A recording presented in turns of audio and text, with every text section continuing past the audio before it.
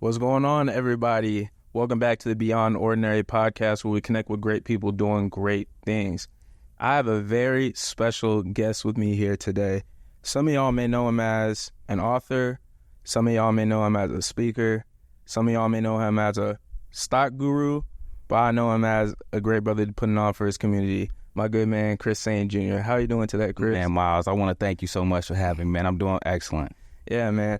First, I just want to say I appreciate you being the very first person to agree to hop on the podcast, and it's also been an absolute pleasure working with you over this past year. Man, you've been a blessing to my life, man. I can't thank you enough for the service, the brother, the everything, the support that you've been to me, too. So the love is mutual, and it goes both ways. Anytime, man. Anytime. Going on, we interrupt this program to bring you the sponsor of this video, which is my multimedia company, SFG Media.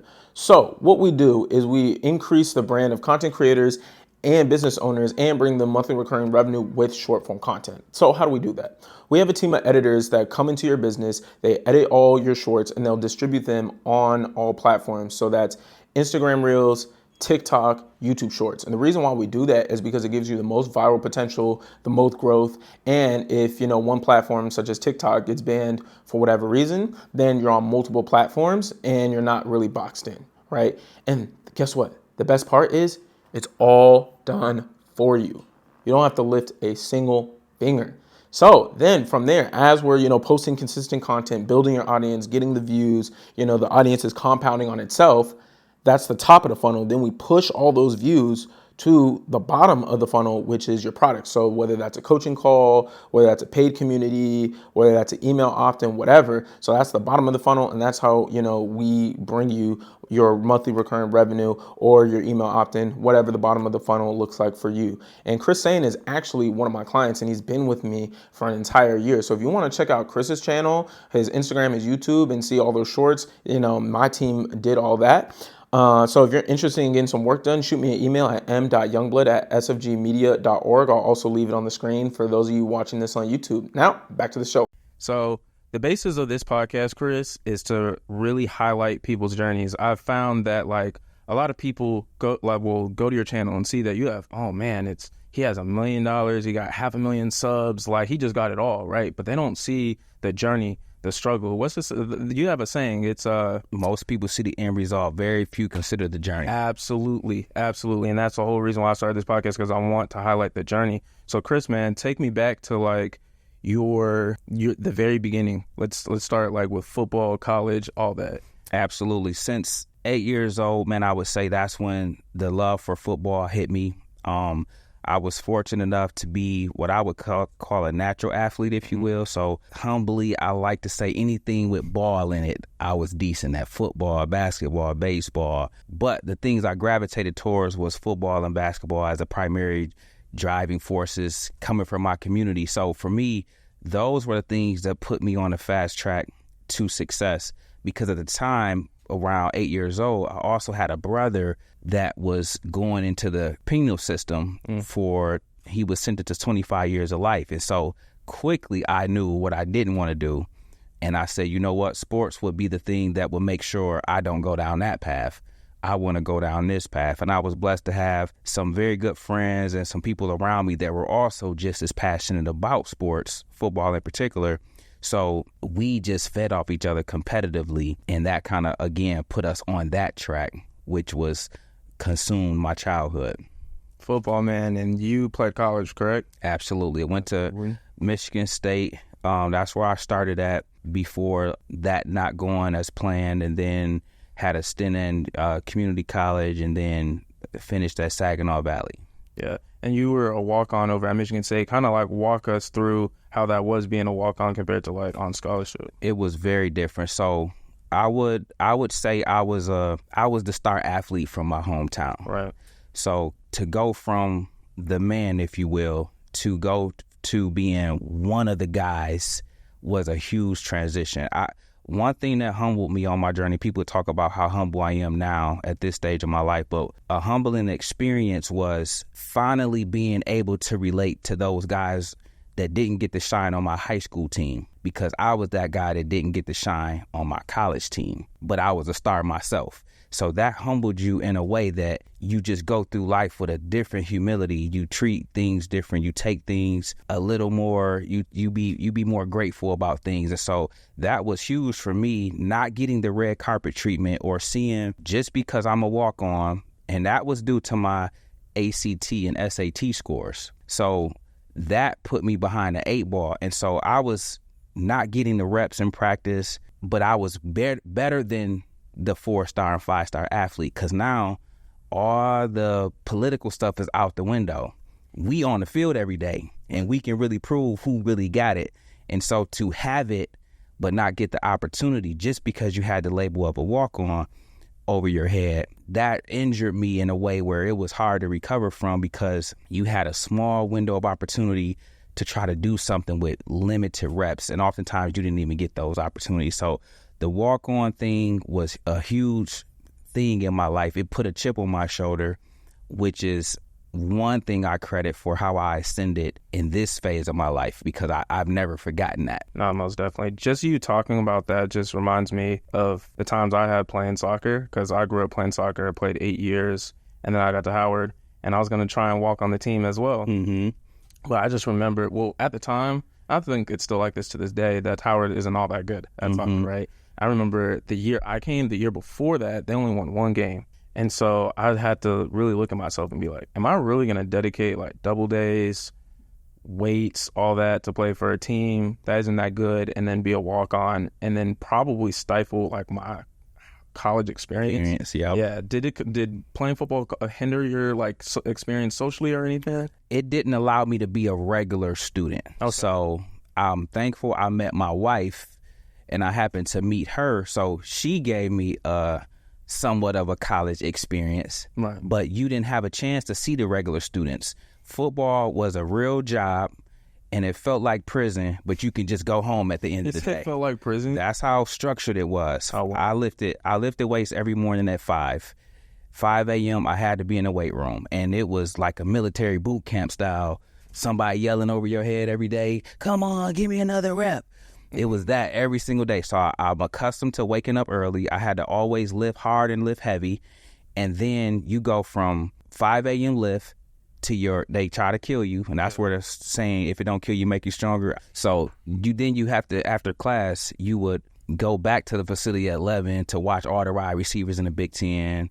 You just had to live a life that was consumed with football at a level that ESPN don't ever show the regular person, the regular viewer. You would never sell the dream. Yeah, they got to sell the dream. You don't know how it really is playing D1 football at that level. So yeah, it felt like you didn't have a social life. I'm thankful, like I said, for my girl, my now wife, but I also had 10 best friends. We would call it the circle. And those guys knew how to turn up. So I was the more focused guy, more guy that was on I'm going to make something of myself type of guy, even with football going out how it has planned. But my guys knew how to have fun. They knew how to live it up. They knew how to turn up. And so the little bit of social life I did experience, it was due to them. Yeah. And then where are you at right now with the circle? Are you guys still like cool to this day? Or? Yep, to this day, we have a 20-year plus text thread going. We have never stopped talking our whole time since college till now. We text every single day, celebrate each other's weddings, birthdays, kids. They a unique group of guys, and they're all doing phenomenal. Wow, that's amazing. A lot of people can't say the same thing, and it makes me grateful for my high school friends, because I have the exact same high school group chat. I think it's been the same name, honestly, since we was in high school, and we don't talk every day or anything, but I just know that like it's always love when I go home and I see them. I was actually in my man's wedding. He actually got married last year. Nice. And so I was in California for that. I was one of his groomsmen. So nice. In terms of football, like how has football shaped who you are today? Man, from the mental toughness perspective, it has made me be able to endure anything corporate America can bring. I always felt like, and I say this humbly, but I say this with as much conviction as I can. I think athletes are better workers than people who didn't play sports in the workplace. Football being a catalyst for me, I felt like my work ethic was better than people in corporate America. Just my thing, and I could be totally wrong on this. I don't know where this might land with your viewers, but no one could outwork me because I didn't let nobody outwork me when I was playing ball on the field, on the court. Nobody had to endure a 5 a.m. workout. Like person to just get up and go to work every day. And so in my head, I'm looking like nobody that's just going to work every day ain't enduring this. And so if I can endure that, I'm going to dominate corporate America when I get into the workplace. And that's what I did. I used to treat climbing the corporate ladder like a competition. Like, man, I'm going to be the best. I was the best athlete. I'm going to be the best coordinator, director, or whatever my title was at my job. I'm going to be the best because I was the best in everything else I did. Being an athlete really does put like that batter in your back to like really go after your goals and stuff. And I think I can attribute soccer to doing the same thing. Absolutely. Absolutely. So once you stopped playing football, right, and I know that you played for like, 16 years or something like that, and then you stopped playing, how did you reinvent your identity from being a football player to like what you want to do next? So everything in life, you should begin with the end in mind. So football didn't go as planned, but I never lost sight of my real long-term vision. So even had football went ideally for me, which it didn't, I was the guy that wanted to go to the NFL for 3 years. Had I went to the NFL for 3 years, then I would have did everything I'm doing today. I was going to start Grand City Sports, be in a community, give back to the youth, have a sports league football team, do stuff positive so the community could see young black men giving back. So that was the whole end game. Football not working out just fast forwarded it way quicker. And I just didn't, the last thing I would say, I didn't have the fanfare or notoriety. So all the things I was doing, I never got a good title. Like former NFL star gives back to his community. It was just like, Chris Sain, turkey giveaway. Chris Sain does a camp for the youth, or it was just it didn't have adjectives before. Exactly. So I lost that, but I noticed along the journey, although I don't have those things to follow my name, former athlete, former superstar, former D1, I didn't have that. Now nobody was doing nothing, so you still stood out, like you told me behind the scenes. Just showing up is half the battle. And like I told you, being consistency make you better than everybody. And that's what my secret sauce was. Even though I didn't have the cachet of former athlete, this or that, or former NFL star is now doing all this stuff in his community, just my name alone still was doing more than the athletes, the non-athlete, current athletes, and the regular Joe Blows. So all of those things combined, like I said, man, it just expedited what I was going to eventually do. I just didn't have the fanfare or notoriety behind my name. Most definitely, yeah. Similar to you, like I actually am trying to figure out how to give back to the community. I think I told you when we first started working together that part of the reason why I wanted to work with you, especially because you talk about stocks and stuff. And trust me, we're going to get to the stocks, people. I know you guys just want to know the hottest stock, the meme coin to buy to make you $1 million, but we're going to get there. We just got cooked for a little bit. But my angle for me is I want to teach financial literacy for black people and make it like free. I want to make it like an academy and make it so that way if you have like an HBCU login, like you could have everything for free, because I just think that that's where we're lacking. Big time. But yeah, you know more than me. Like, but I love your vision for that. I love your heart around that, and you are right in doing that. So I would encourage you, like you said, you struggle with knowing how you want to give back.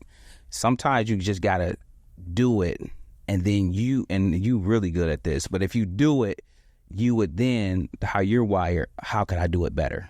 And so you don't have to be perfect to be profitable. You don't have to be perfect to get started. You just need to get started. And so if you do that, you're going to meet somebody, even like last night at our traders meetup, you will meet somebody and they'll drop something in your spirit that you might be like, man, I ain't even think about that. The next time me and my brother get together, me and him can do it like this. Then we can do it in DC and we can do it in LA. Now you're reaching 2 different communities. Now your reach has just and then before you know it, man, me and my brother do an event in LA and we do one in DC. Yeah. Oh yeah, definitely. Really the key is just getting started. That's why I just wanted to get my repetitions in terms of the podcast. And one thing I want to do is just, I think Mr. Beast has said this on camera before, that you just got to be 1% better each time. Yep. So just like in sports, you got to do film. So for me, I actually watch all my YouTube videos on 1.5 and 2x speed. It's really the entrepreneur in me just being like, I want to save time. Yep. I just want to save time. But for me, like in the videos, I know everybody doesn't watch it in 2x speed. So I watch my own content in 1x speed. And sometimes I wake up, I do it in the morning too. I just wake up in the morning and it's just so slow. I just have to do it just to critique myself. And I write down, like, what did I do good? And then what do I need to improve? My dad always used to call it the plus delta. He told me that all throughout life, plus delta. So I actually have a spreadsheet, it's a notes in my notes app with everybody that I interviewed, all the things I did well, and then the things I need to improve on. So when I look back at this, I'm going to see what I need to do for next week, because I'm doing. Got to be better. You got to be 1% better. I love it. And while you're looking for that, speaking of being 1% better, I encourage that even in the stock market. When trying to trade, for example, just be 1% better than you was yesterday or last week or last month. Man, I tried. I tried to be 1% better with the stock market stuff. I don't know if I told you, but before I started my marketing company, I was trying to be a day trader. Actually, no, before that, I was actually watching your channel, which is how I got into stocks, and I was buying Neo and stuff, and I was buying Ethereum. And I remember, like, me and my friend, we were just like, we were just doing, it was my man Zaire. He's not gonna mind me telling this story because he's on the same journey with me. But we were buying Ethereum, and we was like, nah, we're not making enough. So what we do, we got on Kraken that had 5x leverage, and then we got on 5x, and I'll never forget this day. We got on 5x leverage, and the market took a dump. Mind you, you know how you always talk about, trade with a stop loss? Yeah. Didn't have a stop loss. Didn't have an exit strategy. All we knew is we were just trying to make some money. And I'll never forget, the market dumped, and I was staying at his apartment for some time, and I remember I woke up, he said he gonna be like, yo, I just got liquidated. And I looked, I was like, damn, I just got liquidated. And then you would think that the story ends there, but no, we were like, after not being profitable on Kraken, we said, yo, if we get on Bybit, they got 100x leverage over there because they only had 5x leverage on Kraken. Yeah. But I think the most we ever did was 25x leverage. And again, no stop loss. We put a whole account on 25x leverage. Blew the account. Wow. I blew multiple accounts. But yeah, after that, I was like, you know what? Let me try and do something else. Yeah. Let me try and do something else. That's part of the game. Yeah, it is part of the game. Just really just figuring out what you're good at and just sticking with it. And we always say that if we had really stuck with it, like since 2020, and actually tried to learn, as opposed to just trying to get a quick buck, we probably would have been fun. Yeah. We probably would have been profitable. But you guys would have. And then look at where all those same coins are at now, or Ethereum is at now, or Bitcoin is at now. Exactly. You guys would have. And so that's the key, though. Like you said, not to make you lose your point, but no, it's all good.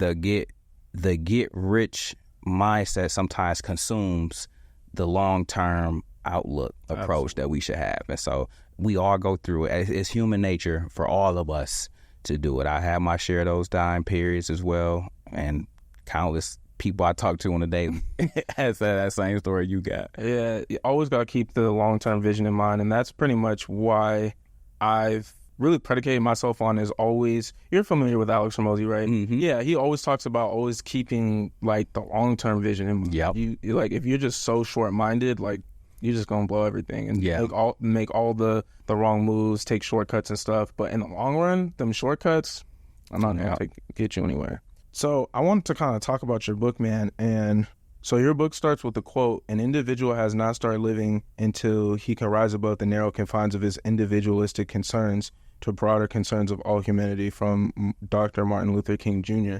And this is his book, The Dumb Athlete, by the way. And I want to know, like, what about that quote resonated with you so much that was the introduction to your book? Because it's important, man. Like, a lot of times we, especially us, and I'm talking to Black people, we aren't living, we are surviving.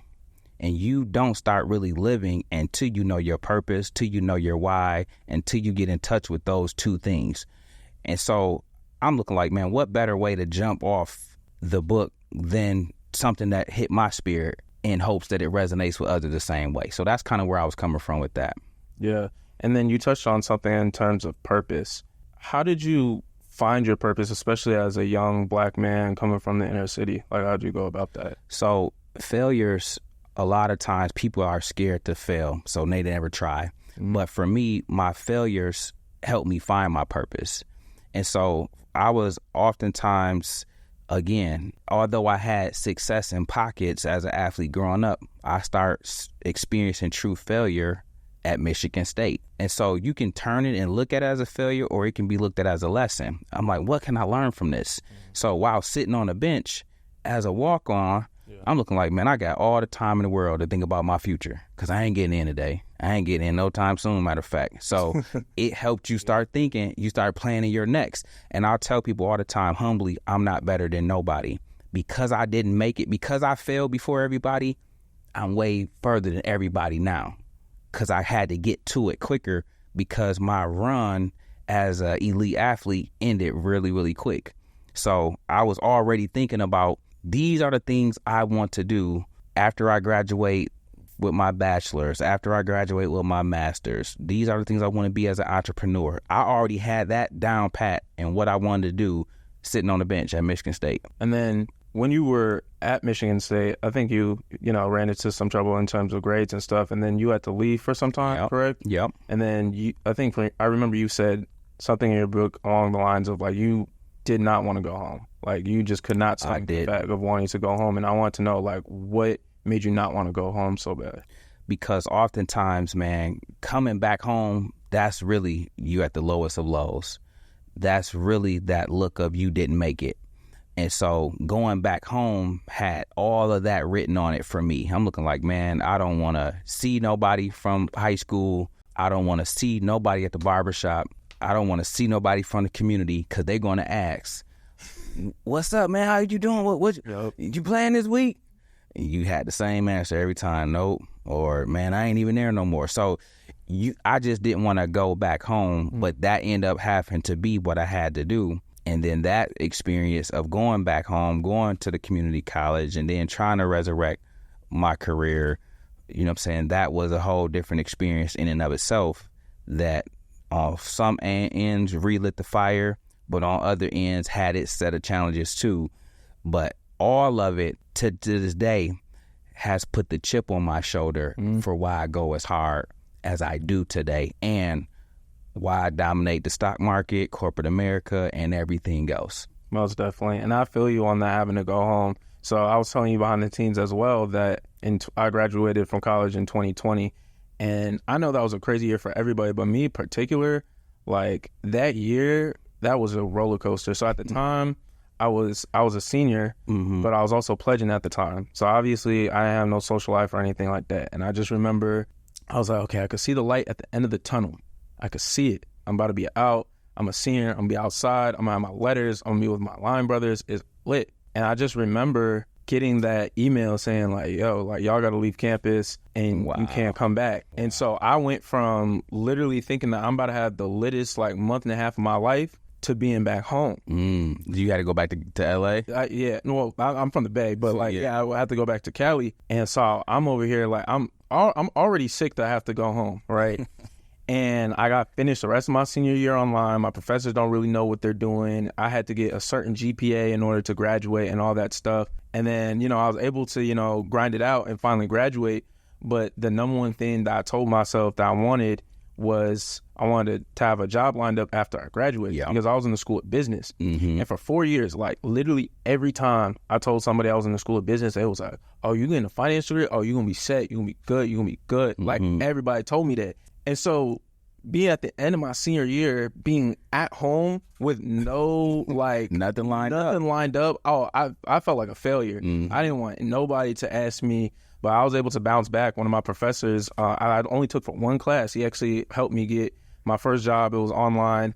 He actually helped me get my internship too. So, like, shout out to him. I forget his name. I recognize his face, but I've been meaning to go back to the school and let him know, like, yo, you really looked out for me, even though you didn't really know me like that. We was only had class for one semester, but yeah, no, I definitely feel you on going back home and feeling like a failure for sure. Because that was definitely my lowest moment. I remember I was on the phone with Zaire and I was telling him, this was like summer of 2020. And, you know, some people didn't care about the virus, so it was outside and they was doing whatever. And, like, I was inside, like, at home, and I was just calling them. I was like depressed. I was like, it's like, Aaron, like, I'm at home, like, I don't got no life, I don't got no job. He had to, like, he actually did to me 2 days ago. Like, Zaire, literally my best friend. Every time, like, I need to get a good shaking, like, he shakes me back. So he was like, bro, all these people are broke. They're going on credit. Like, stop trying to compare yourself to these people.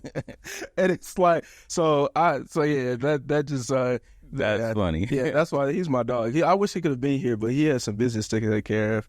Oh, man. That's crazy.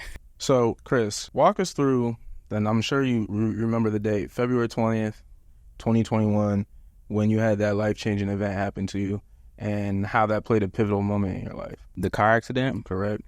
Yeah, man. So that day, which is one I'll never forget, I was working in Notre Dame at the time, and I was late for work, and it was a mixture of rain, sleet, hail, snow, and black ice. Okay. This day was doing the most on 80-90, and because I was running late, I was trying to speed through those conditions. And, man, my car slipped off the road and flipped into a ditch. And, man, when you think and see your life flash before your eyes, it is it's an unrealistic feeling. It's a surreal moment. And it was God's way of trying to tell me to slow down.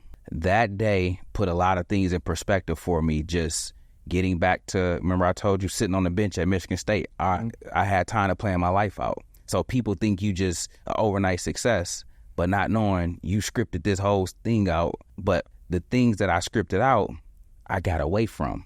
That accident sat me down. So God can center me and talk to me about, remember all that stuff you set out to do? You moving too much. You doing too much. Get back to doing what I told you to do. Get back to doing all those things you wrote down for your life when you was at Michigan State mad. Get back to those things. I had to sit you down and your car down.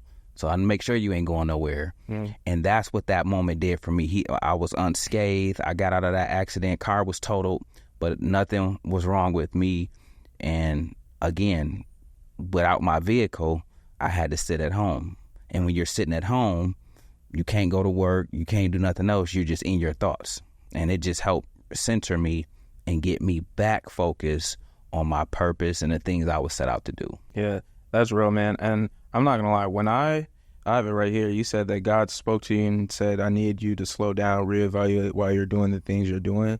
That resonated so heavy with me in terms of like what I've been dealing with like recently. Like, we're going to keep it real on the Beyond Ordinary podcast. Like, I was in like this 2-year like situationship to relationship, and it ended probably like maybe like a month and a half ago. And one thing about me is, you know, I'm always on the go. Yeah. I'm always doing something, whether, you know, I'm doing this podcast or I'm doing the short form videos or I'm just being outside with my line brothers. Like, I'm just always on go mode. I walk fast, I talk fast, I do everything fast. So one thing I didn't realize is that that relationship was literally crumbling in front of me, right? And even though I was telling you about the journal, I have a journal. I've had the same journal, and it's electronic. I keep it in my phone. I've written out every single day since 2018, because one day I will write a book, and I want an accurate depiction of everything that happened, direct quotes, screenshots, your thoughts at that current time. Exactly, my thoughts on the current time. So I went back, and I started just looking through like different conversations that me and her had, and I just realized like just honestly how terrible I was. And I'm not gonna lie, I broke down. I was crying. I was crying, and I really like felt that I needed to slow down. And so by doing that, I implemented different systems in my life to do weekly reflections. Now I have a separate section in my journal where I reflect about how I'm feeling, not just the day. I have a system in my room where I have my goals written. I have daily goals, I have weekly goals, and then another section of my room, I have my monthly goals to make sure that I'm on track. Because one thing I found out about myself is that I always set goals. I know they always say write your goals down. I was good at that. At the end of the year, I write my goals down. But come to the end of the year, sometimes I'll pivot in terms of what I was doing. Like I was telling you about, I'll day trade and I flipped to doing a business, but I wouldn't change my goal. So when I would go back to revisit my goal, it would no longer apply. And so it was almost like I wasted that time. Yeah. And so that really sat me down. But probably the biggest moment for me is like me and her kind of like, we're like, not like we were pretty much officially done around like Easter. And I remember I went all the way to Baltimore with some of my fraternity brothers to go to church that weekend. Actually, photographer right now, but my fraternity brother, he went with me. And I just remember my family, like I grew up in a Christian household, but my dad never really like forced us to go to church. So this was like almost like this is the first time I ever went to church on Easter Sunday. Like I could recall. They might have took me when I was really young, but this is the first one I could recall. And I just remember just being there and just reflecting on everything. And I just felt so moved that me and my line brother actually got baptized like on Easter Sunday. So ever since, I've been just trying to tell myself like, yo, just slow down, take a deep breath, try not to move life as fast. And so like when I saw that, you know, you kind of had similar takeaways from your experience. I mean, obviously mine wasn't life or death, thank God. But yeah, that was just a heavy takeaway. That's dope. That's dope. Yeah. No, man, let God lead the way, man. What I notice, the reason why I don't miss, because nothing I do is me. And so I'm loving that you said that. I'm loving that you had that moment with you and your guy getting baptized and having that spiritual awakening, because for me, it did it for me. So people see you now and wonder, like, how are you? Like I say, most people see the end result, but very few consider the journey. Yep. People overlook that quote that I say every day that will set the stage for your life. And so for me, everything I do, I already know it's going to be a huge success because it don't be me. My wife will tell you, I get up every morning real early. I mean, I got to go hear from the Lord. I go sit in the steam room. I go to the gym. When I lift weights, that's when he talked to me. Chris, do this. So I never miss because it wasn't my idea. If he tell it to you, it's going to automatically work. You just got to be in position, be plugged in to hear from him, and let him do all of what he's going to do. And when he lead the way, when he do the advancing in your life, you're going to look like, man, how come everything I do go smooth? Yeah. Because when you trying to do it, you superseding what he want to do. But when you let him do it, man, it goes so flawless. And so that's one of my other secrets that I'm sharing with the world today. It ain't me, it's God.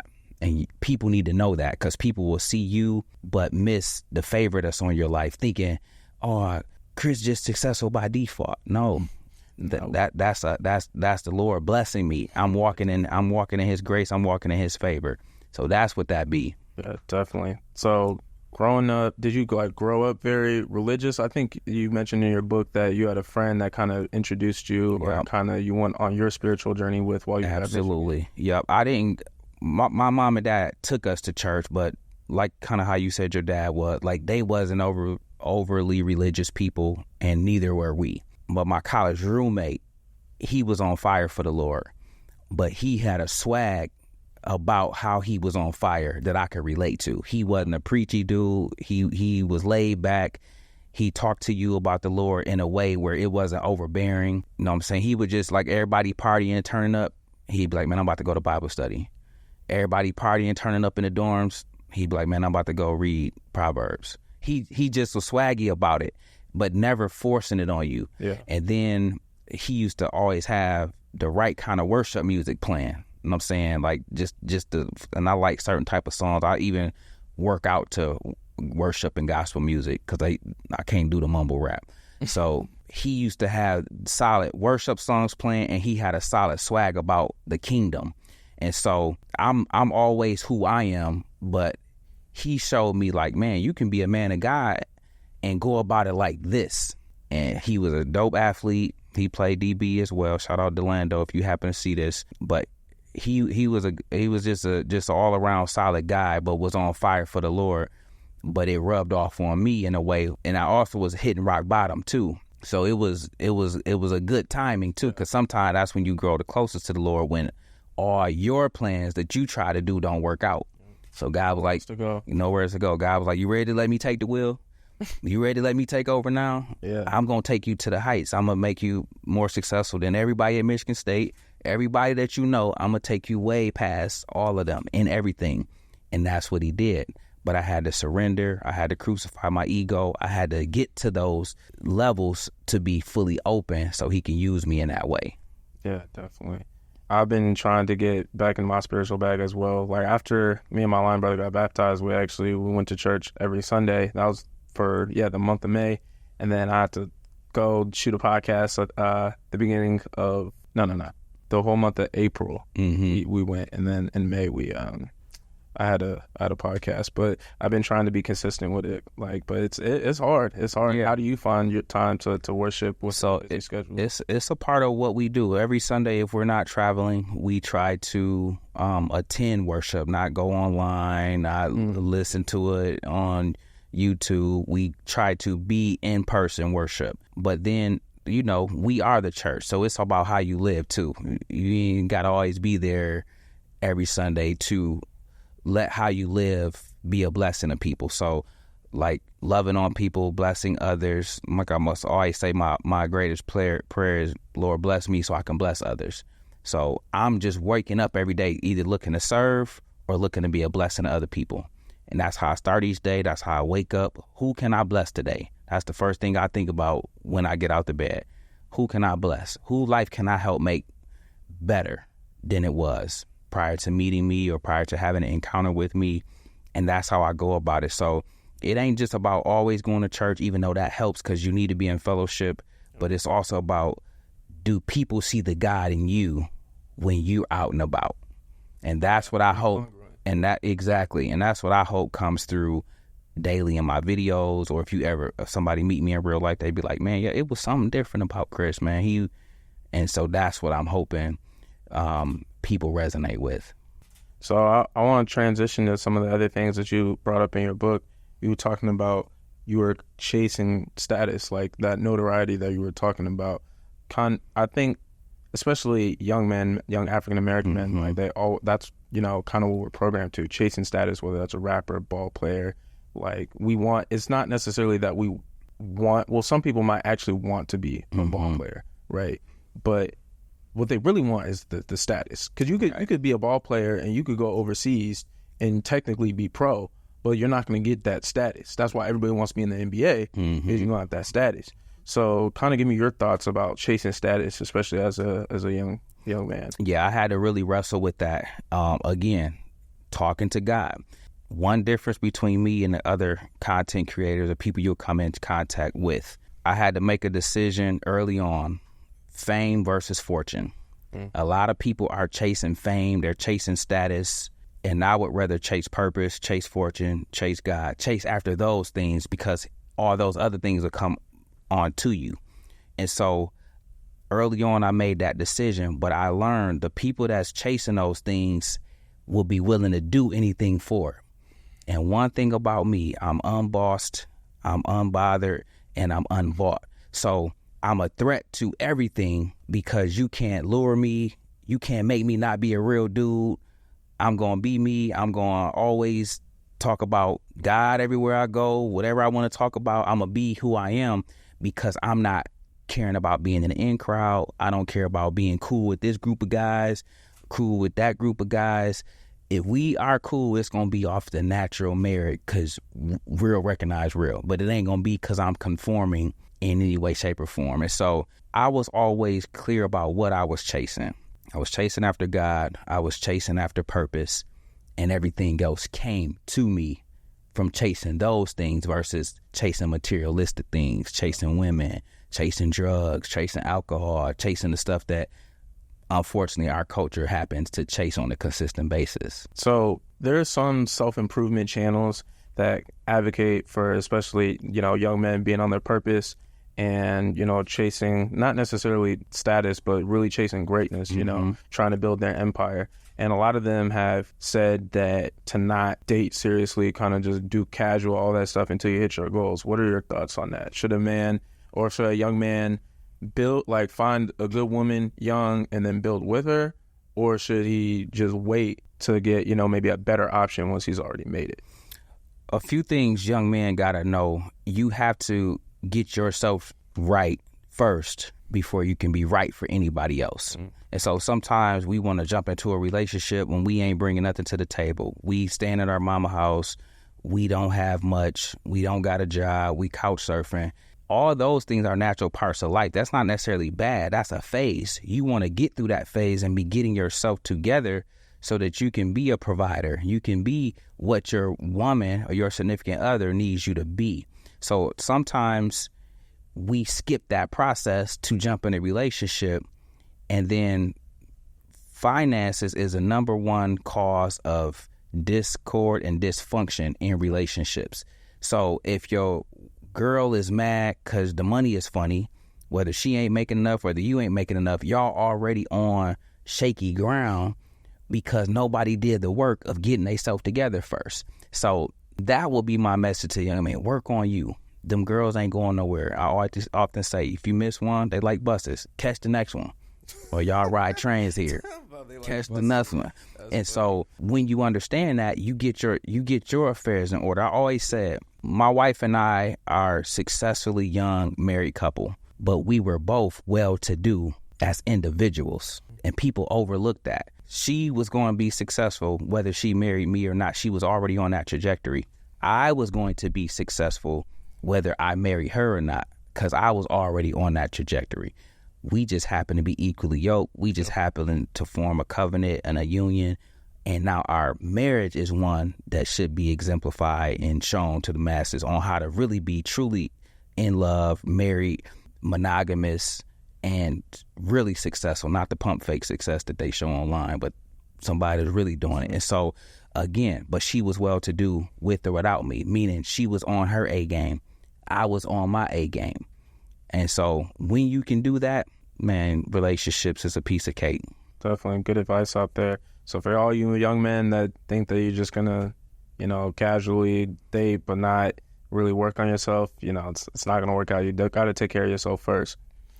Speaking of you and your wife, you mentioned, I know that you guys were in debt for a period of time. You guys got cleared that debt in 2 or 3 years? Yep. Can you walk us through how you did that, how you went about clearing that debt? Yep, that's a great point. One, she's always been good with money, meaning she is frugal. She gonna look for a deal. She gonna find a deal. More importantly, she lives within her means. So when we looked at our finances and we looked at what debt we had, we both were able to collectively, mutually make an agreement to get this debt taken care of. And so we might have sacrificed, we love to travel, but we might have sacrificed traveling for 3 to 6 months or a year to take our travel expenses, to stack up our bread, to pay down or off our debt, to pay off our house. We own all our stuff, houses, cars, and everything. So we would just make those intentional decisions to, you know what, we don't want to owe anybody. We don't want to have no bills, which we don't. That's just how we retire early, because we don't have those things. But we were intentional about getting out of debt, becoming debt free, and then ultimately becoming financially independent. And what we did was be intentional about our finances and attacking anything, any little debt we seen out there, big or small. We attacked it with ferocious force. Gotcha. Just got to get up out of here. We ain't paying nobody nothing. So now all we got is DTE, consumers, and Verizon. About the only bill in health insurance. Yeah, got to. You know what I'm saying? Trash. It's little stuff now. So your wealth can just grow. You ain't got no bills. And so as a culture, we so accustomed to paying bills, we don't know what to do if we don't got a bill to pay. But what about when you're young, when you truly got multi-millions and you for real debt free? It's levels, but more importantly, it's different. And so that's the thing. People, sometimes social media put this facade up so people get caught up in the wrong stuff. No, handle your business. Get out of debt. Don't owe nobody nothing. Pay that off. If you can't afford to buy it in full, don't buy it at all. What's the point of having a lease car payment when you can take the tram? What we doing? The car gonna sit in the parking lot for 8 hours doing nothing while we at work and at school and all these other things. Get rid of that expense. That could be going towards something else, because time is our greatest asset. And if we lose that, you putting yourself behind the 8 ball. So my wife and I happen to be on the same page when it came to stuff like money, when it came to stuff like debt. And so that helped us expedite our own individual and personal wealth, but also it expedited our process to retiring young and being debt free. Damn, that was really inspirational, man. There's some people that pretty much stay in debt like their whole life, and you said, nope, not me. You don't Not me. Nah, yeah, not us. Oh yeah. And then you also wrote another book about finding love in the love and hip hop era. Can you describe like what pushed you to make a book about love? Man, at the time I wrote that book, Stevie J and Jocelyn, anybody that's familiar with Love and Hip Hop Atlanta, they were promoting them as the epitome of black love, and I just couldn't go for it. As a man of God, I'm looking like, nah, the people got to know. It's better examples that y'all should be following if y'all do want to be in relationships and be married and have a real man show you how to lead. And so I wrote a book to kind of talk about how to find real love in this love and hip hop era. You guys hear these conversations now. If a man don't make six figures and I can't go to IHOP with a man or Applebee's, like all this, cheesecake. So my book was to nip all of that in the bud and give real life guidance and a pathway on love and relationships in this day and time that we are living in, and also to let you guys know that it's real men out here that's, again, faithful, married, and true, that's walking this marriage thing out the right way. Stevie J ain't got to be the example y'all look to. That's what I was coming from with that book. Powerful, man. So in the book, you said nowadays at the first sign of adversity, couples are thrown in the towel and unwilling to work, unwilling to go through the storm together. What advice would you give couples that are struggling right now and fighting to get their problems resolved? Relationship is work, first and foremost. And because relationships takes work, there's going to be storms. There's going to be up days, down days, periods that you're going to go through as husband and wife, boyfriend and girlfriend. What you don't want to do is throw in a towel at the first sign of adversity. A lot of times you get a chance to see who your significant other truly is when you go through that adversity for the first time. You know what I'm saying? And so if you don't ever go through it and you just quit the marriage, my man lost his job. Miles, you a good dude, bro. It didn't take me long to know that about you. For sure, man. If you happen to be in transition and your chick left you because you figuring it out, she's losing a good guy, number one. But number two, she's throwing in the towel at the first sign you go through something. We want girls that can be in the gym shooting with us. You need somebody that know I'm a ride or die with my man. If he up, I'm with him. If he down, I'm with him. And I'm a stand in the gap during periods of transition. You can't have somebody that's flaky, someone that's finicky, that's ready to jump ship, or if it look good over there, they want to go over. No, that's not what a relationship is built on. And so what it comes down to, man, is making sure you get a partner that you know life ain't gonna always be on the up and up. There are going to be some periods. You an entrepreneur. There are going to be some periods that I'm going to have some down months.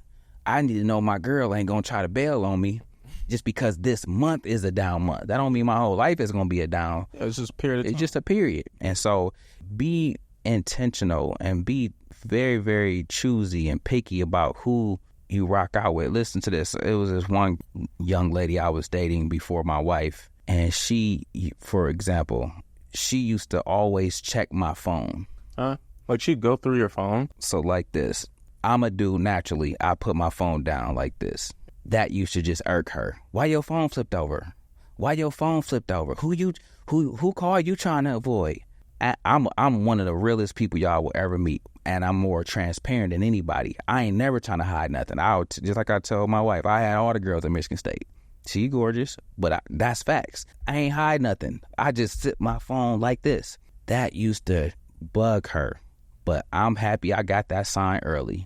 Because I would refuse to be married to somebody who constantly is questioning my trust. I ain't doing nothing. But if you don't know that you got a guy that's transparent, that's real, that's honest and open, and you keep thinking everything he do, why you doing this? Get fast forward to my wife. I don't even think she know that my phone stay flipped over like this. Yeah. Now she gonna be like, she might be looking now. Yeah. But my point is, that was a headache I alleviated. I never had to endure. Because in the dating phase, I was able to see, ooh, that's going to be a problem. I'm a dude that keep my phone on silent or vibrate, and I keep it turned over just naturally. I don't even know why I do it, but it's not to do it. It's not because I'm trying to hide something. It's just my natural swag with my phone. It's been sitting right here, flipped down like this whole time we've been interviewing. Same. It's just exactly. But to be accused of cheating just because your phone flipped over, I'm looking like, nah. So that, fellas, those are the kind of things you got to pick up on. Those are kind of red flags you have to see, because you might be signing up for marriage to that, and that one little thing could cause a thorn in your marriage for the whole time you married. And you look like, man, we could have a decent relationship if she would quit tripping. I ain't even talking to nobody. I'm in grind mode. I'm on my entrepreneur stuff right now. It's a client call. It's, you know, money calling. You know what I'm saying? And so those are things to pick up on, man, those red flags. And so my wife, she's not a person that's tripping on little stuff like that. And that helps so much in our relationship. I'm a front-facing person, meaning I'm out in the community. I'm out in a city. And so sometimes you interact with different people. You can't be having a fit every time I meet somebody in the airport. Hey, Chris, I follow you on YouTube. Thank you so much. You helped me. That shouldn't turn into, how was you hugging up on? You just bring in friction into the marriage if you can't deal with what comes with the territory. Yeah. And so little things is important to pick up on as young men out here on the dating scene. Definitely. Yeah, one thing that you said, you were talking about how you guys like grinded together, and going back to Alex Hormozi, he said that he knew that Layla wasn't one for him when like he had to like sleep on the gym floor because he couldn't afford his like rent. She was like, like I'll sleep on the floor with you if that's what it got to be. I'll sleep under the bridge with you if it got to be like that. So yeah, Layla dope. Shout out to Layla. I was working out one morning, and she did a interview with somebody on somebody podcast. So I didn't even know her. I'm like, Alex Hormozi, wife dope. I like her mind. She talked just like that. Yeah. She definitely dope. She has her own podcast, Build. Like her and him are the only podcast like in terms of business that I listen to. They be spitting crazy. She dope. He dope too. Definitely. Back to throwing in the towel. I know we're not supposed to give up on the first time of adversity, but when would you say is like time to call it quits? You know, obviously not the first time, but it's like when do you know like, okay, this is something to fight through and something to just be like, all right, to toss in the towel. You have to go through the storm to even know that it's time. Meaning, you have to have those experiences and those moments of, man, this is the fourth time, this is the fifth time, this is the 10th time we done had this. And if you are on the 10th time of going through something and the reaction is still the same, you got to kind of, it can't smack you in the face no more clear than that. You got to kind of say to yourself, hey, this ain't it. This ain't it, man. She handles this same situation the same way every single time. She's not growing, or it might be you. I'm not growing in how I'm handling this. Every time we're faced with this is how I react. It might be time to say, you know what? It's time to call it. Yep. So, Chris, do you advise young couples to shack up before marriage? Yes or no? The answer will be no, because sometimes if you're shacking up, you oftentimes know whether or not you want to be with that person. That's number one. As a man, it don't take us more than 3 months to fully know if someone's the one for us, meaning that she could be wife material. But number two, you're blocking your blessing when you shack up, meaning God may want to use you in a mighty way, but he can't because you're doing something that's against his will. So shacking up may be the reason why you're shacked up and don't have a place. It may be the reason why you haven't got that call back from that job. But the moment you make that decision to get serious, meaning to get married, to take that next step, now your action is pleasing to God. Now he can bestow that favor on your life. And I said earlier, when I got married, when I transitioned from shacking up, I got a $30,000 raise on my job. God can't use you if he can't trust you.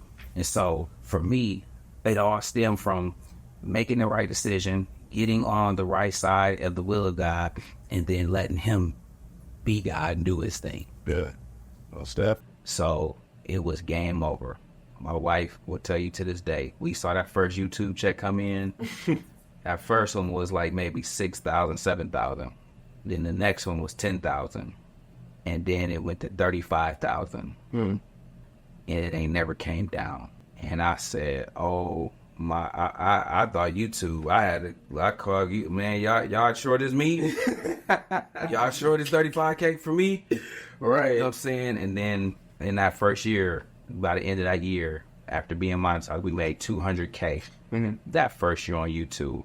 And then I blew up. But I found my swag by the end. By the time I blew up, I already had all my stands that a lot of people now say online, but all the swag I brought and the sauce I brought to the finance space, the What's Up YouTube, just the lingo, the whole thing I brought to the finance space. Now it's adopted by everybody that's talking about stocks now. But before, it was me leading that way. When I blew up, the good thing that happened for me, I had my business buttoned up. I already had my services, my website. So I captured every dollar. So I was making $200K a year on YouTube, plus another $1 million in services, coaching calls, teaching people how to read the chart. And it just skyrocketed it from there, bro. And I'm a type of guy that seizes the moment. There's no coincidences when you operating with God. And so I'm looking like, let me take this and run this till the wheels fall off. And so I just been running it up ever since. But again, I say that to say we were debt free before this. Yep. So think about not having no bills, no nothing. Everything you own is paid for. Your house, your cars, and then think about you getting 200K. Then think about getting 1.5 million. Then 2.5 million. Then the next year, YouTube come around, you get 500K. But you still, them services still 1.5 million, 2. Did you suffer from lifestyle inflation at all? Or No. The one thing about me, I was already me. I already was young, confident. Yeah, I'm quiet and introverted, but I was already me. Meaning the money, they say money don't change you, it makes you more who you already are. Yeah. Money just made me be able to bless more people. I was already about service and blessing people. Money just helped me do it at a bigger capacity. Instead of giving away 5 scholarships and sending everybody to college, I can do 100 people now. It just do that. We don't have lifestyle creep. We don't live beyond our means. My boy tell you I still live in my same house. I got the money to buy a mansion. My wife like the new BMW that came out. We can go pay for that in cash. We haven't did none of that when we have the capacity to do so. And that's another thing. I see celebrities, Floyd Mayweather being an example that comes to mind. Much as I love Floyd, he's one of my inspirations actually. But when I see him taking exhibition fights, and I'm looking like, man, I can put 10 million in a 5% CD and make 500K a year. I don't need to swing at nobody. What are we doing? When you have this type of wealth, what are we doing? We don't have to do exhibition fights. You can let your money work. What's that cup you bought me to gift you? When they sleep, we eat. When we're sleeping, our money, my wife and I, money is working on our behalf. And so, to your point, man, YouTube took off, man, and I took my introverted ways, put that to the side just to kind of share our journey to debt freedom. And the rest was history. And then you didn't have any really big features like on your Still YouTube. to this day. Yeah, what made you not want to do no cosigns? One thing about our culture, we like to, when somebody make it, a lot of times we stop celebrating them, and we also want to take credit. Like, oh, he blew up because I put him on my podcast. And not that that's all the way wrong, but I'm just not a guy. Remember I told you, if the Lord is in it, he gonna do everything. Yeah. So I didn't need nobody else. I didn't need a celebrity cosign. I don't need the Breakfast Club. I don't need none of that. And I have not had none of that. So it works two ways though. You also kind of can easily be outcasted, or, you know what I'm saying? Like I say, the whole finance space, they steal my style. But because they got those relationships, like I'll hear somebody like, man, you guys brought the fashion and nut swag to the finance space. No, Chris did. But they just went on Breakfast Club first. Yeah. And so you see where it hinders you a little bit, but the Lord told me, don't worry about that. I still got you. And he do. And so, again, I don't have any celebrity cosigns, no rappers, no Breakfast Club shouting out my channel. And that's another thing. It's all organic. And when it's real and it's organic, I can go like I'm here today because all of my followers will go to any city I go to and come support and pay top dollar to come hang out, learn a lesson or two, or take a picture or whatever. And that's the difference. And so when you really bless people and you're doing it from a genuine, authentic place, you can't fake energy. People recognize that and feel that. And that's something that is no dollar amount can make up for. So no cosigns or any of those things, man. I love the organic journey, but I don't ever want it to get lost that I don't want to collaborate. Yeah. Yes, I made it to the top and became a top finance influencer without that, but I'm open to that. Like I also see other people that's doing good things. I'm looking like, yeah, if the opportunity ever come, I'll do something with Dog. I'll do something over here with them. I'll do something with him or her. And so I'm open to collaboration, but a DJ Envy will never be able to say, I made them. Yeah. They only big because I put them on Breakfast Club. Yeah, you're already bringing your own. Not me. I already make millions on YouTube without the Breakfast Club. I already do crazy numbers without none of that, without nobody showing love, shouting me out, paying homage or any of that. And so it's different. And that's what I like to say. It's different. I'm humbled and I'm blessed and I'm thankful every day. But I love knowing that we got it out the mud. Yeah. We got it out the mud. It's the best feeling. It separates you from everybody. I see sometimes people start popping their stuff online or whatever, but nobody can say what I say. Nobody can say I make 7 figures trading and I make 7 figures on YouTube. Mm-hmm. No content creator can say that. They might in your own lane. And so that's a beautiful space to be in when you know you're one of one. When you know no matter how it look, you really at the top of the chain. You at the top of the charts. You at the top of the mountain. But you did it the right way. You did it honest. You didn't scam nobody. You didn't do none of that sleazy stuff to get there. You just blessed people, served people, showed up for the people every day. And that's why we often say we the people's champ. Oh, yeah. So how are you going to go about, or what advice would you give YouTubers in terms of going about collaborations or strategically? Yeah, be very intentional about it, man. You guys, you can't fake energy. So if you feel like there's a content creator that you vibe with or he's in your niche and you feel like, man, we could do something phenomenal together. You know what I'm saying? Reach out to that person. Oftentimes it's a lonely game. You know, as a content creator, as an editor, as a person to do all that you do, the game is lonely. You're relegated to your circle of people. And so what you want to do in terms of collaboration helps keep you, what they say, the Bible talks about, iron sharpens iron. Yep. You can, your platform is helping that individual and their platform is helping yours, and it's just good camaraderie. You know what I'm saying? It's good fellowship and it's good to collaborate. You know what I'm saying? So I would encourage it, but be intentional about who you do it with. Everybody, like I don't need to align my brand with a P. Diddy. Mm-hmm. Yeah. I don't have to run out to, again, I'm number one, I'm at the top, but I didn't have to align myself with him to get there. Yeah. Be intentional about who you align with. Make sure their character on point. Make sure they ain't got no skeletons or no sketchy stuff. Yep. You know what I'm saying? Do your due diligence, same way we would do with the stocks. You know what I'm saying?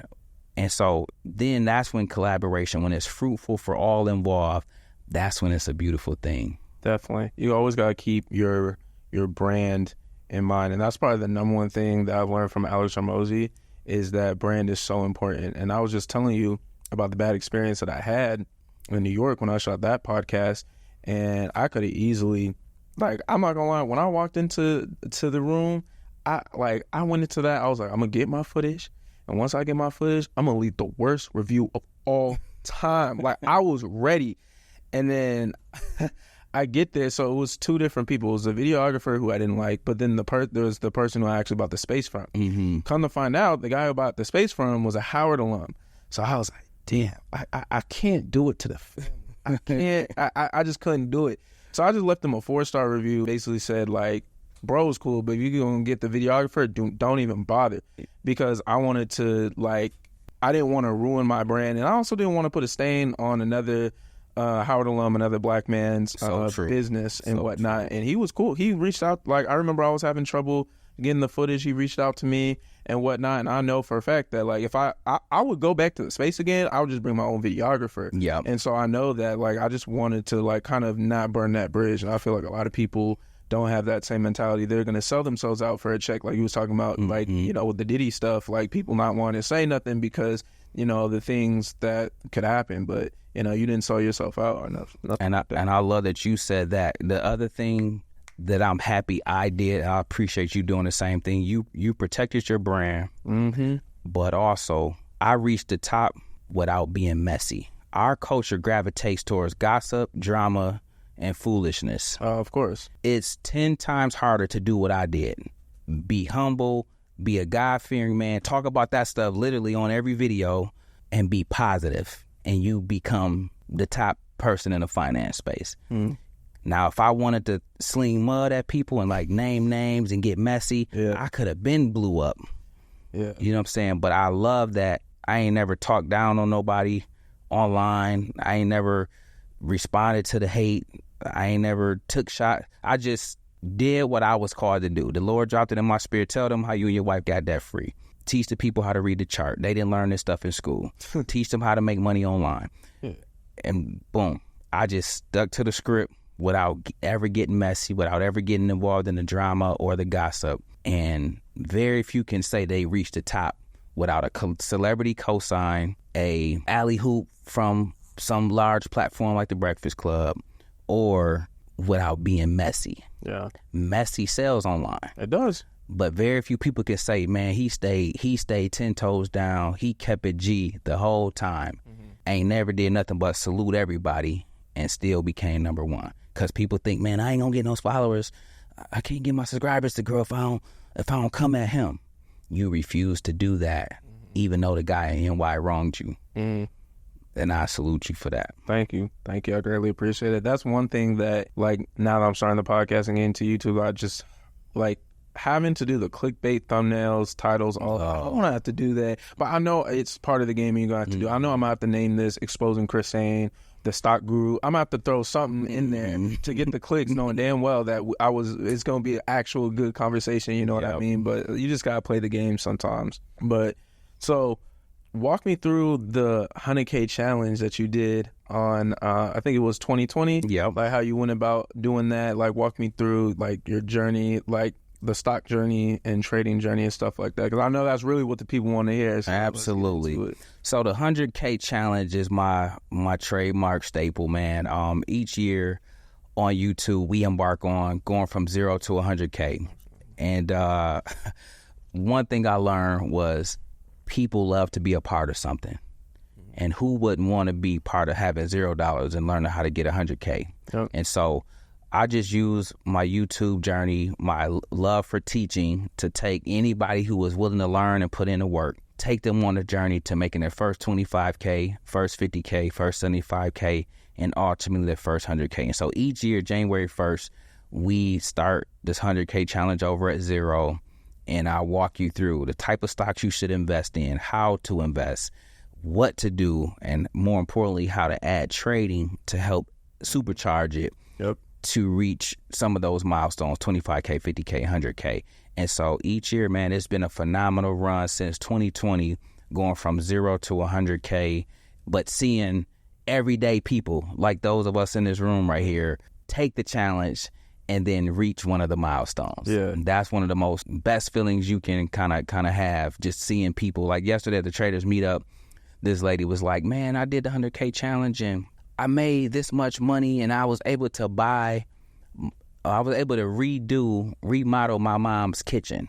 Oh, wow. That's dope. And I got countless stories like that you just hear the stuff people, I was able to pay off my house, pay off my student loans. It's just power in seeing what learning something, a skill that's life-changing can do for everyday people. Mm-hmm. And then how did you go about refining your skills and becoming profitable? Because that's the hardest part. I was just explaining to you in terms of all the revenge trading I did and stuff. So how did you become an expert trader? So that comes with time. That comes with trial and error. Okay, so I have my same lumps that I think everybody has on their journey. What is the key, though, is risk management, meaning learning how to lose. Learning how losing doesn't necessarily have to always blow up your account. A loss doesn't have to always result in blowing up your account. Lose 1,000 but make 5,000. You still profitable 4,000. Lose 100 but make 800. Yeah, you lost 100, but you profitable 700. Learn how to lose. And too oftentimes, we as people, when we're trying to get rich quick, when we're trying to take shortcuts, we'll let a loss turn into blowing up our account. Then we'll come back to the game, revenge trading, trying to get that loss back, and then you suffer another loss. And so before you know it, you done blown 2 accounts in 2 months because you didn't even go through or review what was it that was plaguing you and tripping you up in the first place, leading to these losses. And so risk management and proper risk management is one of the keys that help you become profitable when you learn how to properly lose on your journey. Nobody ever talks about that aspect. Yeah. Too oftentimes we see what's highlighted is telling and showing how much we can win, how much we can make. But I like to always come at a different angle and tell people, yes, that is true. I'm one of the ones. But there's losses that you need to take on the journey to learn your trading style, to learn what not to do, to learn what traps to avoid. And once you do that, you really become a mastery of your skill, because now you have a trading system that can work for you and be replicatable and duplicatable time and time again. Yeah, definitely. People don't see the journey. Like, I was just telling you how I thought, starting the podcast, I was like, oh, I could talk to people, but I didn't see the hours of putting together a script, reading the books, getting the long form, the short form, the thumbnails, as what, like, it was a lot more work than I thought that went into it. And I think that in terms of trading, people see the same thing. They just see numbers on the screen and think that, oh, I just got to touch a button and I could make me some money, but they don't see the trading psychology, the losses. They don't see that this person that, might have made 50K in this trade, you didn't see that they lost. That this is their third account. You know what I'm saying? They blew 100K the last account and stuff like that. So yeah, people need it's important for people to see the journey. And now that we're on the topic of like stocks, I want to kind of get into something like your plays. Like, what are some of the sectors that you're looking at for this upcoming bull run? So AI being all the hype and the rage right now, rightfully so though, is where my focus is definitely centered. NVIDIA being one of the plays leading the way. We the Sain gang and the money team, we had that since $160 and $200 range for us. And so that's been phenomenal for us. So AI has been a huge winner or sector for us. Also, though, I'm always leveraging and hedging as well. So I'm also always looking at oil and energy. That's a hedge? Yes. So? Okay. Because you can kind of see when big money shifts from AI or tech. You can kind of see when the billionaires move their money to other sectors like energy. So you might see an ExxonMobil or Chevron all of a sudden get a boost. And so I kind of like to keep my eye on those things because I want to be where the money is at. And like I told you guys from the jump, I always want my money working for me. So I'm going to have money allocated towards the energy sector, the tech sector, utilities, so on and so forth, so that I know when this one get hot, we ready to bubble up over here. When that go down and this get hot, we ready to bubble up and double up over here. And so that's how I like to go about it. Be diversified, but be diversified in a responsible way and ultimately on profitable companies and what's known as blue chip companies. And then I want to touch on that diversification. I've heard you say in some of your videos to like really only have a handful of stocks. Yeah. So what would you recommend in terms of being diverse but not too diverse? Like, what is kind of like that range? ETF would probably be the safest way to go about it. And ETFs is an exchange traded fund. And so something like a VTI or VOO would be some good looks, or SCHD. But individually, same thing. You want to be diversified. But when I say that, I'm talking about 5 stocks at least, no more than 10. Why? Number one, none of us have infinite amount of money. The more stocks you have, you're spreading your money thin. Yeah. when you can just have 2 or 3 stocks that you get $10,000 into. So now if 10,000 double, you got 20,000. Right. But if you got a whole bunch of stocks and you only got $10 in each, even though you got the double up, you got $10. if the stock double up and you only had $10, you only got $20. That's not changing your life. And so that's why I encourage people, man, focus, zoom in, focus on a handful of stocks, build it out. You know what I'm saying? So I keep 100K in all my plays. So Tesla, Nvidia, Apple, Microsoft, it's 100K in all of them. When they double up, and they go higher than a double up when you've been in the game for a long time. But even when they double up, what's 100K times 2? Okay. It's a quick 200K. That's what I mean about focus. I'm not putting, no, I could have had 100K in Tesla or Nvidia, but no, I got it all spread out. I only got 5K here, 1K here. No, it's all here. So when that joker take off, our wealth, our net worth is going to shoot through the roof. And then what about cryptocurrency? Same thing. FTX kind of put a sour taste in my mouth, man. Sam Bankman-Fried and the things he took the whole crypto space through. So I keep it to Bitcoin and Ethereum at this point in time. Yeah. I've moved away temporarily, at least, from the meme coins just because I got burned. I lost 125K on crypto due to the FTX going under. You couldn't get my money out.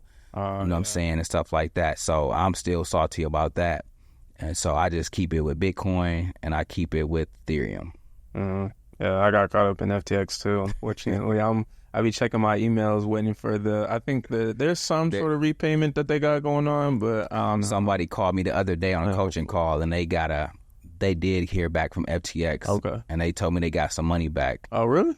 But they had 50,000 and they said it was 150 they got back. So they got back more than they lost? Basically? No, they had 50,000 in and only got back $150. Oh, $150. Yeah. So nah, I am not hopeful. Oh shoot, I was. So I took the L. I took the you L. just got a whole Dell at that point. I'm a whole Dell too. Like whatever. Okay, let's talk exit strategies because it's one thing to get in, but it's another thing to like sell. So like, what's your exit strategy going into 2024, 2025? So I'm gonna talk about exit strategies as it relates to trading and investing because both are important. Yep. Starting with trading though, I like to exit anytime I'm up 40% or more. When you overstay your welcome, you run the risk of giving your gains back. And so typically the market likes to go up 20 to 40%. If you can just learn to take that, you can do what I call on my channel a rinse and repeat. You can make 40%, the play gonna come back down, you can jump back in, it's gonna go up 40% again. 40 plus 40 give you 80%. You almost got a double up just off of the rinse and repeat. So 20 to 40% is my sweet spot. So I like to teach about shooting for 12 to 15%, 20 to 40%, stay in that range, and then let the home run come. You will know when the play going to take off. Yeah. It's going to be different. And so when the home run come, we say let it ride. Just let that joker ride. It's going to take you to the moon. So, but I like to fall in love with the base hit. That's what we talk about on my channel every day. Fall in love with the base hit. Quit swinging for the home run. Take those 20% plays, those 40% plays. They come like this. They come like this. We got to take those versus holding out, hoping to go higher, which is being greedy, and then understanding once we take the profit, we can then get back in after we reassess what's going on to run back up another 40%. So that's how I like to go about my exit strategies with trading. When it comes to investing, a similar approach, but it's a different ball game. So stocks has what's called price action. They have levels of resistance they like to run up to. So, for example, Apple likes to run up to 196 before it begins to come back down. Right now, it just hit 190. So it got $6 more to run, and then it's going to come all the way back down historically to like 140. So what I like to do is like be very in tune with where those areas are. And I don't have to stay to 196, but I might get my money out at 194. And then Now I sit the money in a CD or a money market account, let it come all the way back down if I don't ride puts to the downside. And then when it get back to my buy zone, 140 or below, I take that same money and throw it back in, because the stock's going to do the same thing over and over. It's just a cyclical thing. 1 year it's going to be up, the next year down. 1 year up. And so when you catch it, the name of the game, like in the streets, buy low, sell high. Buy low, sell high. We close to the high right now. So it's getting close to being time to exit, as you said. I'm going to exit soon. I'm going to use my stop loss in case it don't hit my number. So regardless, I'm going to win.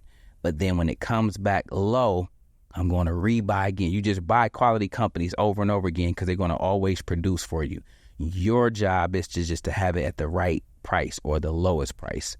Lowest you can get, the better, because you know the market is a mechanism that always wants to go up. Over time, it's going to go up. And when you understand and know that, you can focus your efforts around getting in low, riding high. And then a lot of investors use indicators and stuff to be able to time the market or exit their trades. Are there any indicators that you use for your trading? The indicators I like to use is the 13, the 48, the 200 moving averages, exponential moving averages. Other things like the MACD and the Fibonacci and the RSI and all those things are fine as well. But for me, I have a purpose for my money. I have a purpose for while I'm in a stock, what level I think it can reach to, meaning a price target. And then I like to stick to my trading plan and exit at those levels. And then you talked about a trading plan. I think especially as a new trader, it's kind of hard to know when it's the right strategy or you need to change the indicator. So like, how would you advise a new trader in going about to be profitable? That's a great question. As a new trader, guys, you're going to have to go through your trial period of figuring out what works for you. You can watch 100 different YouTubers or content creators, but you still got to get your feet wet. You still got to put some money or some skin in the game to see what works for you. I'm what is known as a sniper. So I get in and get out. I don't trade for more than 2 hours a day. I'm in and out. Somebody else might be a swing trader. That means they buy on Monday and they swing it. They sell it on Wednesday. Both strategies are profitable. Both strategies are successful. You got to figure out what works for you, not you, but a trader would. And so my thing would try everything out to see, what did you like? Did you like making your money fast within 2 hours like me? Do you like making possibly a little bit more by holding it to Wednesday or longer? Or do you want to do leaps and hold it for 2 years and see how high it go?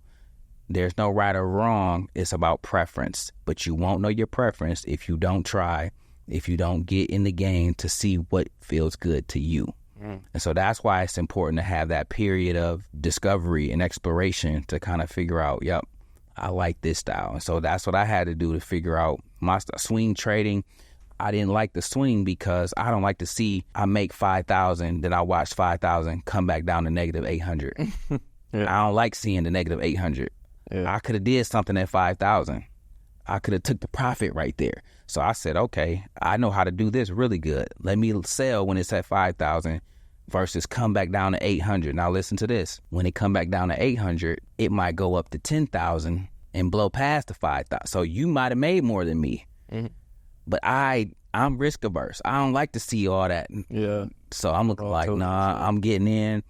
I think it can go to 5,000. Oh, it's close to the 5. Yep, that's the number I was looking for. No need to be greedy. And so that's what I do. The other person might be like, Coach, I'm cool with letting my money come down. You always say real bosses don't cry about losses. So I don't care if it stay at 800 down. But when they go back up, boom, it blew past 5, and they made 10,000 on my same exact play. So it's all about preference. No right or wrong, simply preference. Yeah, I've definitely found my swag in terms of my preference. I tried the whole day trading stuff, and I was like, honestly, I'm cool with just being a long-term investor. I'm in it for the long run. Get in low, sell high. I don't have to worry about, day-to-day fluctuation and stuff like that. I'm looking on the weekly chart. I'm looking on the monthly chart. I'm cool with it. And that is the best strategy for you guys that want to get in outside of trading. Become a long-term investor. You ain't got to worry about the day-to-day fluctuation and the ups and downs. Your money will be up at the end of the year, and if not this year, next year, guaranteed. I think a lot of people do want to be long-term investors. However, like you said on your channel previously, that 66% of Americans can't afford a $400 emergency. So, like, how would you advise somebody to, be able to free up that cash to be a long-term investor? Getting out of debt. It started with the things we talked about earlier, man. Like, to free up the cash, you have to have available cash. One way to have more cash, if you're not going to make more money, if you're not going to get a second job or work overtime, you have to get rid of the current that you got. That way it will free up more income that you already have so you can invest more. So once you get your $1,000 in your emergency fund, then you can say, okay, now I can put some money into my stocks, my investments. Investments are better than the bank because the bank, you get 0.000 on your money.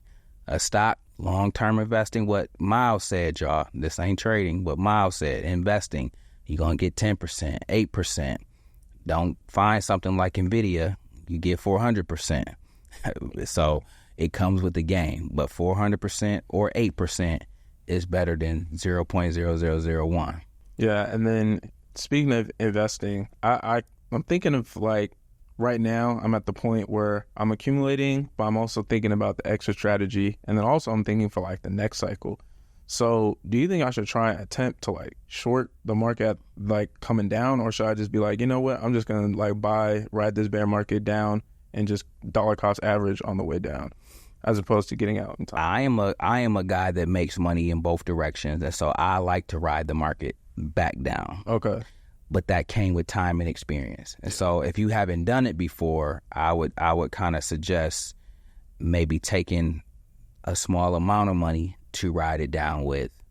And just say, like I saw one guy, he took $390 and made $8,000. I would love to see you do something like that versus you trying to take $8,000. Yeah, and trying to write it down. And then it don't go in your favor. Yeah. And you take an unnecessary L. Yeah, no, most definitely. I'm trying to be proactive with that because I'll be damned to get burned the last bull market and then learn my lesson and then make money and then try and short it for this next bear market and then lose it all. Oh my gosh, I would fall out. I'm like, I will fall out.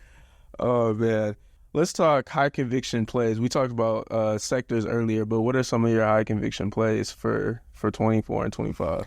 Some things I have a high conviction on for me. Number one is NVIDIA. I think everybody is using their chips.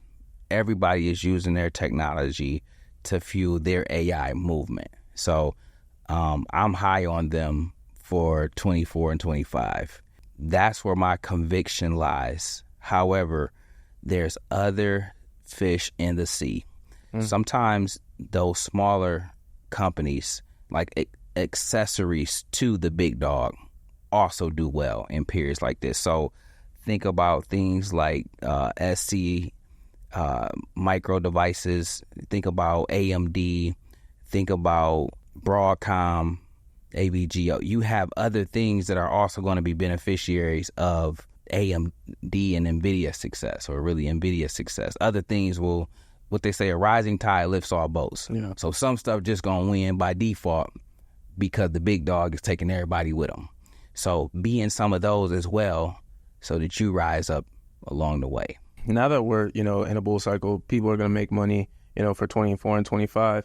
And as you say, separation or elevation requires separation. Can you go into that and what you experienced throughout your journey as well? Yeah, so that's twofold. We are in a bull market, so please understand the market we're in, meaning stocks are going to go up. So on all pullbacks, that's your opportunity to get in to ride it back up. Elevation requires separation, not only in the stock market, but in life. When you're trying to go to that next level, you have to understand everybody can't go with you. Mm-hmm. You have to understand that where God is trying to take you, it might separate you from certain people, certain family members, certain colleagues, whatever the case may be. Where you're going, sometimes it's just destined for you to go because that's been the assignment that's been placed on your life.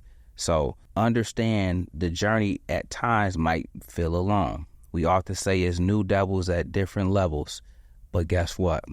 There's new angels waiting to befriend you as well. Where you're going next, Miles, there's people that you haven't even met yet that's going to come alongside you, that's going to become part of your business, that's going to become part of what you do next that you didn't even know you needed or don't even know exists right now. But that's part of the elevation. Yep. And so you have to prepare yourself for what you don't know, meaning you have to prepare yourself for the unknown. When that is done, you will see, like, you know what? I was nervous this whole time about this next chapter of my life or this next endeavor I'm embarking on. All the while, it was somebody there that too was being elevated and they were looking for me. And now I got them to go on a journey with. So that's what elevation may sometimes require separation means and where it comes from. Mm-hmm. Yeah, that's part of the reason why I was telling you about keeping my brand good, because I want to make sure that I bring on, the best talent to, not only elevate my brand, but to elevate theirs as well. Absolutely. And I love that you go about it like that, because your brand is all you have, like, meaning 100%. And you maintain a clean brand that brings opportunity. Listen to this. I keep a clean brand, a clean image, and you asked me about YouTube, but what you didn't ask about are all the other forms of income that come from keeping a clean, honest, and brand that got integrity. Mm-hmm. Sponsorships. Mm-hmm. All y'all favorite companies love to call and say, can they put their video or commercial on my YouTube video? Because they too want to be aligned with a clean, successful brand image. I told you at the beginning, I love how you handled New York, because you kept yourself open to opportunities you don't even know that's going to come your way because of how you chose to handle that. Yeah, you was pissed, but you ain't fly off the deep end. Yeah. There's been times I've been pissed. There's been times I've been getting trolled online. There's been times I get the attacks, and I'm from the trenches. I'll be wanting to turn up. Yeah. Looking like, man, I'm the wrong dude to play with. But when you get your spirit arrested, you like, you know what, man, I'm so happy I didn't handle that the way I wanted to, the way my flesh wanted to, because I would have missed this opportunity to work with this company because they would have seen me acting a plum fool. Yeah. I would have missed this opportunity to get this speaking engagement because they would have seen me acting a plum fool. But now I'm able to continue to elevate my brand, go to different heights, because elevation requires separation from the BS, separation from the foolishness, separation from the stuff that don't mean you well. So again, your brand is everything. 100%. And you mentioned the YouTube haters. I'm already knowing, like, I'm trying to, like, mentally, like, prepared for, like, the YouTube hate and all that stuff. I was just telling my brother, like, it's one thing to, like, do the podcast and we're chopping it up right now, but knowing that this is gonna, like, go online, it kind of is just like it puts another layer of you know what I mean, anxiety on it. Exactly. It does, because like you said, you're gonna have to use now you my boy, you a really, really cool guy, but just to get some engagement, you're going to probably have to use a clickbait title. Yeah. So then it's going to naturally welcome in a hater that hope you expose me. Yeah, exactly. And so they're not going to dislike because I didn't expose you. And then you're going to get disliked. So it's a catch-22. He going to get a dislike because he didn't expose me. But then they're going to see the relationship. They're going to see the admiration. They're going to see and hear all the wonderful things you've done to help elevate this brand that I'm sharing with you guys today. Miles helped with that. Came to me. Let me tell them this story, man, because this is what people need to know. Young relationships is one thing, but to get ahead in life, bring something to the table that can elevate somebody else's life. That's another way to look at elevation required. You took yourself above all the people in the content creation space. I told my wife this. I love Miles because of this. He used to watch every video, make a short of all my videos, and just send them to me. He never asked me for nothing. He just was like, man, I watched your last video. check out what I did for you. That's all he used to say. So young people is trying to get in the game. He talked about collaboration earlier, aligning yourself with good people. He used to hit me up every day after my videos would go off. Look what I just, and his turnaround, I'm looking like, dude, I just published that. How did you, 24 hours. How did you do that? And so he used to hit me up, guys. And so he never asked for nothing. He used to just say, this is what I do. This is what I do. This is what I do. Look at what I did to your video last night. And then one day, I don't know what made you take the next step, but one day he was just like, man, I can do this for you full time if you want me to. He's like, let's hop on the call. And the rest was history. I'm in the blessing business. I'm looking for people. So listen to this, guys. With or without nobody, I already told you God heads my life. So he's taking me places regardless. But I'm also a guy that likes to reach back and bless people too. So when Miles hit me up, he was like, man, I can do this for all your videos every month. And he said, let's hop on a Zoom call and let's talk about costs. Let's talk about what I charge. So long story short, we added Miles to the team. And guess what, guys? He elevates, take the brand to the next level. My best friend called me like, man, your shorts is dope. You killing the game, bro. And I'm thinking to myself, no, Miles is killing the game. He just added value to my brand. I was putting the content out every day. I post a video twice a day, 7 days a week. He come behind and make a short for each of those videos every single month like clockwork. And so, guys, figure out a way. If somebody is doing something and you know you have a skill, a service, or a gift that can enhance what they're doing, figure out how you can align the way Miles did with me. And we both went to new heights. That's another lesson on elevation requires separation. He's elevated. He separated himself from the people who just reached out and was looking for a check. They never showed me they work. They never bring nothing to the table. You know what I'm saying? And so I told my wife, I told everybody about you, man. I appreciate you. Like I say, more than I could say. Yeah, I appreciate you saying that, man. Like, my approach, I just want to add value. That's it. Like that. Yeah. That's how I started my outreach, and then now, you know, I'm working with you, Keenan, Josh, and just being able to add value to you guys, and even just outside of like the short form. I just texted Josh the other day because he recently hit 100K. Yeah. And I told him, I said, hey, you know, like your audience is like really engaged, they really like you and stuff like that. What you should do is do like a Q&A video of not just stocks, but like going just a Q&A about you and your life, because I saw that Chris Williamson does that, like for his videos and stuff like that whenever he hits like 2 million subs and stuff like that. So I told Josh to do it. I got to follow up with him to see if he's actually gonna do it, because I think that would really like hit. That would be dope. And that's another thing. He's adding value, but he's adding suggestions. He's adding ideas. And that's what he does for me. Man, you should do this. You should think about this. You should do. He always just call me and tell me something, because we're busy. I got a whole empire that me and my wife run. Like, we ain't thinking about every little nook and cranny, but he might be, like he did for me, like he did for Josh, like he did for other content creators. And Keenan hit me up. Who do your shorts? This is how you give back, people. I didn't withhold from another content creator. Soon as he hit me up, man, Keenan, this young dude named Miles do my shorts. Matter of fact, higgle his number. Miles hit me up. Before I could even hit Miles up. Oh yeah, I remember, because I was in Cali, and it was 2. I look at my phone, it's 2 a.m. I didn't even get to text you back yet, and I look and I see a text from Keenan. I'm like, oh damn, that was quick.